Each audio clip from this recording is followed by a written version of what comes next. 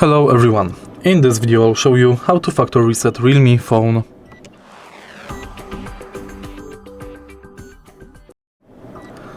To factory reset Realme phone, firstly go to settings and go to device. Now find backup and reset, and select erase all data. Thanks to this procedure, you will delete every setting and file from your smartphone and it will be reset to factory settings. You can also reset it via Fastboot menu. In order to enter Fastboot menu, turn off your smartphone and then press and hold power button and volume down button to enter Fastboot mode. Right there, select erase all data.